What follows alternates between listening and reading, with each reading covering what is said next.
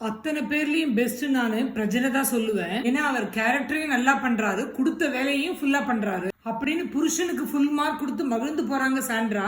அதை கேட்டு உச்சி குளிந்து போறாரு பிக் பாஸ். குடும்பம், குட்டி, சொந்தம், பந்தம், ஃப்ரெண்ட்ஸ், மொபைல் அத்தனையும் விட்டுட்டு தான் பிக் பாஸ் வீட்டுக்குள்ள வரணும். எமோஷனல் சப்போர்ட் கொடுக்கறதுக்கு யாருமே இல்லாம 100 நாள ஓட்டணும்.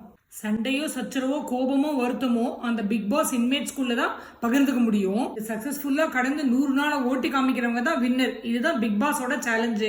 புருஷன் பொண்டாட்டி பிரஜன் சாண்ட்ராவை ஒன்னா சேர்த்து உள்ள அமிச்சதுலயே இந்த அடிப்படையே தகர்த்து எரிஞ்சிட்டாரு பிக் பாஸ். காட்டமா யாராவது ஒரு வார்த்தை சாண்ட்ராவை சொல்லிட்டாலே ஓட்டமா வந்து பக்கத்துல நிக்கிறாரு பிரஜன். டாஸ்க்னு ஏதாவது சொல்லி சீக்கிரட்டா சொன்னா கூட அதை போய் புருஷன்கிட்ட பகிர்ந்துக்கிறாங்க சாண்ட்ரா. இந்த பிக் பாஸ்ல நடக்கிற கேம்ல கூட பாதி நேரம் அவங்களால பிரிஞ்சிருக்க முடியல.